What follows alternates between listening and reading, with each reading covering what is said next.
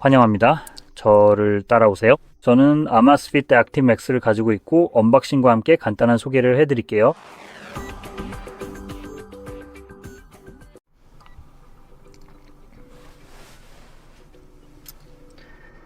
자, 그럼 지금 바로 시작해 보겠습니다.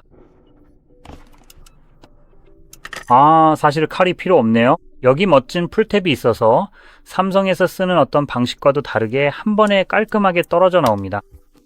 좋네요.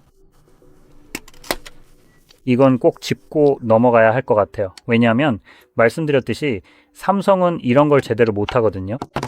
여기 안에는 우리가 패키지에 넣었던 모든 것이 들어 있습니다.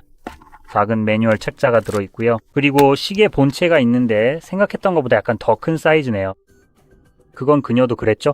충전 팩도 들어 있습니다. 자석식이라서 이런 거 정말 좋아요. 그리고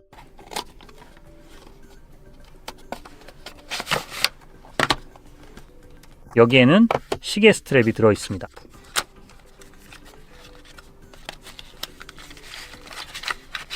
이걸 쭉 빼내면 됩니다.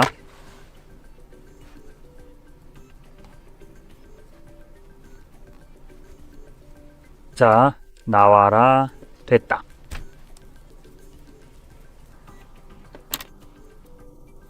좋습니다. 이제 여기다가 바로 한번 끼워 보도록 할게요.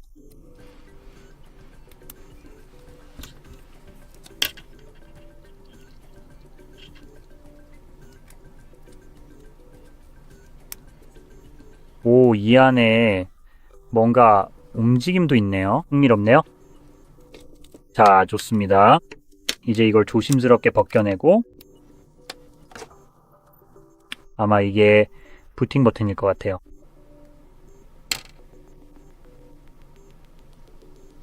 아니면 충전을 해야 할 수도 있겠네요.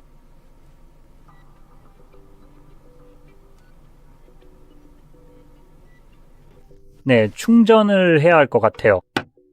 아니네요. 그냥 켜지고 있어요. 와, 여기서 한 방 먹었네요. 그래서 아마 가격부터 말씀드리는 게 좋을 것 같아요. 이게 놀랍게도 제 생각에는 제공하는 것에 비해 가격이 꽤 괜찮게 책정되어 있습니다. 우선 가격이 $200보다 약간 낮은 수준에서 시작합니다. 지금 공식 웹사이트에서는 729 주어티 PLN에 판매되고 있어요. 이 가격이 모든 지역에서 동일한지는 잘 모르겠어요. 그래서 그렇게 말씀드리는 겁니다. 그리고 이게 $200에 약간 못 미치는 가격인데 그런 점을 감안하면 이 기기는 가격 대비 꽤 괜찮은 제품이라고 할 수 있어요. 웹사이트에서 처음 봤을 때도 꽤 훌륭한 구성을 갖추고 있다고 생각합니다. 운동 모드라든지 혈중산소 측정, 심박수 등등 기대할 만한 모든 기능이 다 들어가 있습니다. 이런 다양한 기능들이요. 하지만 더 흥미로운 점은 예를 들어 짚 코치 같은 기능인데 이건 기본적으로 운동을 도와주는 코치 역할을 해줍니다. 여기에는 무료 지도도 들어있어요. 그래서 인터넷 없이도 아마 GPS를 통해서 오프라인으로 그냥 사용할 수 있습니다. 그리고 이게 그냥 무료라는 게 꽤 멋진 것 같아요. 아무것도 결제할 필요가 없습니다. 이 점을 꼭 짚고 넘어가고 싶은데 이게 모든 기기에서 표준은 아니라는 점을 알아두세요. 그래서 이 기능이 여기 있습니다. 또 다른 점은 페이지를 계속 아래로 내리면 스트라바, 트래킹 픽스, 커모트와의 연동이 있다는 겁니다. 제 발음이 정확한지는 잘 모르겠습니다만 그리고 릴라이브 서비스와도 연동이 되고요. 어쨌든 간에 AI 어시스턴트 기능이 포함되어 있다는 점은 제 개인적으로는 조금 별로인 것 같네요. 이런 식에서 또 하나 좋은 점은 NFC가 탑재되어 있다는 사실입니다. 겉보기에는 그렇네요. 사이피페이를 사용하는 것 같은데 모든 결제 방식을 지원하는지 어떻게 작동하는지는 잘 모르겠지만 어쨌든 NFC가 있고 이를 통한 결제도 지원한다고 합니다. 이 점을 언급하고 싶은데 예를 들어 샤오미 같은 다른 스마트 밴드들도 NFC가 탑재되어 있거든요. 하지만 결제 기능은 기본적으로 중국 내에서만 사용할 수 있고 중국에서 사용하는 결제 방식에 한정되어 있습니다. 그래서 구글페이 같은 것은 바로 사용할 수 없습니다. 그래도 NFC가 탑재되어 있긴 합니다. 하지만 결제에 가장 많이 쓰일 기능임에도 불구하고 사실상 결제에는 거의 쓸모가 없습니다. 적어도 저는 주로 그 용도로 사용하거든요. 어쨌든 여기에는 트리페이 같은 기능이 들어가 있는데 이게 어디서든 결제가 잘 되길 바랄 뿐입니다. 이제 좀 더 기술적인 부분을 살펴보면 디스플레이에 대해 말씀드리고 싶은데 잘 보이진 않지만 베젤이 비교적 얇은 편입니다. 그래서 기기가 꽤 현대적으로 보입니다. 유리 자체는 약간 곡면이 있어서 만졌을 때 베젤에서 손을 움직일 때 느낌이 좋습니다. 또한 이 디스플레이는 1.5인치 크기의 AMOLED이며 해상도는 480 곱하기 480, 최대 밝기는 3000니트, 인치당 323 픽셀을 자랑합니다. 그래서 이 화면은 전반적으로 정말 뛰어납니다.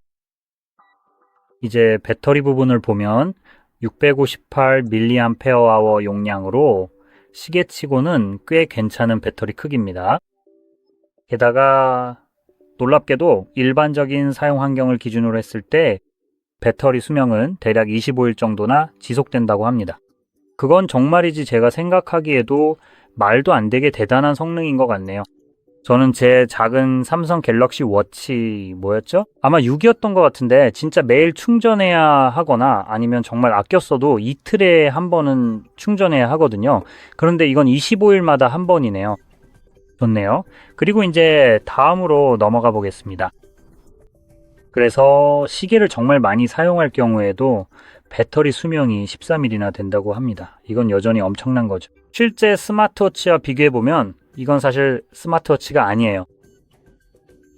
일반적인 의미에서는 스마트워치이지만 요즘 사람들이 스마트워치라고 하면 떠올리는 그런 종류는 아니죠. 이런 스마트워치들은 안드로이드, 그러니까 안드로이드 웨어 OS를 실행하죠. 하지만 이 제품은 안드로이드 웨어 OS를 실행하지 않기 때문에 플레이스토어에 접근할 수 없고 거기서 앱을 다운로드할 수도 없습니다. 하지만 그 덕분에 엄청난 배터리 수명을 얻을 수 있습니다. 그리고 여전히 앞서 언급했던 것처럼 스트라바 같은 서비스와의 연동 기능도 제공합니다.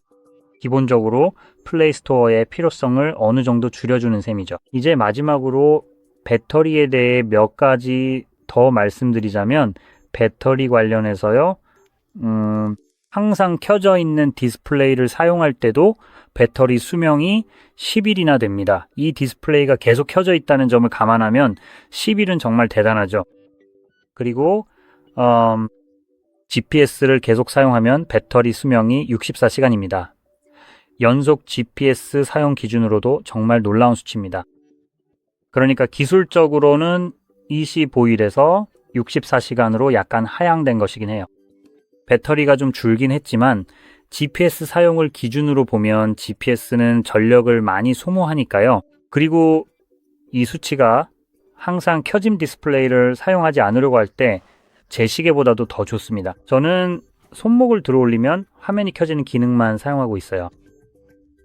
그래서 그게 제가 사용하는 유일한 기능입니다. NFC와 와이파이는 켜두고 그 외에는 정말 아무것도 켜지 않고 수면 추적만 하고 있어요. 이렇게 하면은 최대 배터리 사용 시간이 약 이틀 정도 나옵니다. 이 제품은 GPS를 항상 켜둔 상태에서도 그보다 더 오래 갑니다. 그리고 배터리 소모 요인이 더 있습니다. 음악까지 재생하면 사용 시간이 3분의 1로 줄어듭니다. 그래서 GPS와 음악을 동시에 쓰면 약 22시간 사용 가능하며 운동용으론 충분한 시간입니다.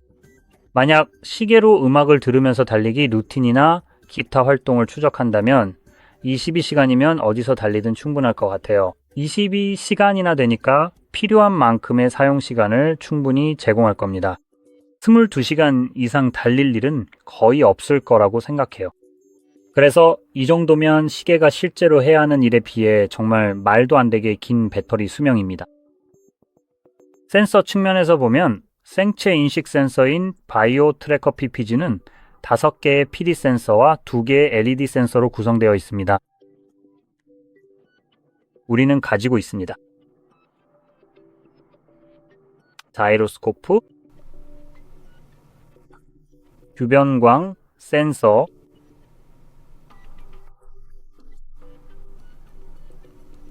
지작이든 뭐든 간에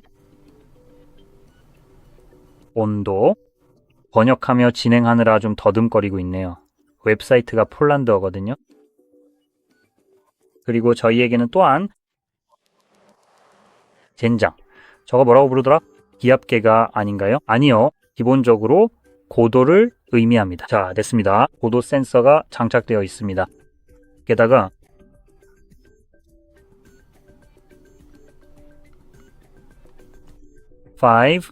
위성 위치 확인 시스템 및 블루투스 BLE 5.3 상당히 새로운 블루투스 기술이 적용되었는데 이는 예를 들어 블루투스 5.2보다 배터리 수명이 더 길다는 것을 의미합니다. 대부분의 경우 대역폭과 전력 소비량이 증가합니다.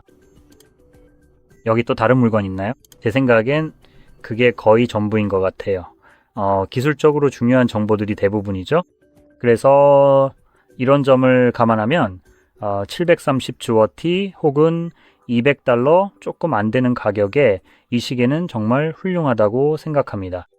그리고 개인적으로 바라는 점이 딱 하나 있다면 이 시계가 이 특정 모델에서 조금만 더 작았으면 정말 좋았을 것 같아요. 배터리 수명이나 이런 모든 것들을 고려했을 때 말이죠. 분명히 이 제품은 1.5인치 디스플레이를 사용하고 있어서 제가 평소에 사용하는 것보다 훨씬 큽니다. 비교를 위해 여기 갤럭시 워치 6 또는 7이 있는데 이건 확실히 훨씬 작아요. 이건 40mm 워치 페이스입니다. 사실 이게 정확히 몇 밀리미터인지는 잘 모르겠지만 화면 크기만 1.5인치라고 하니 이 화면이 제 시계 전체보다 더 큰 것 같아요. 그래서 그냥 위에 올려놓고 조금 더 빛을 비추면 더 잘 보이게 됩니다. 그래서 이렇게 보면 기본적으로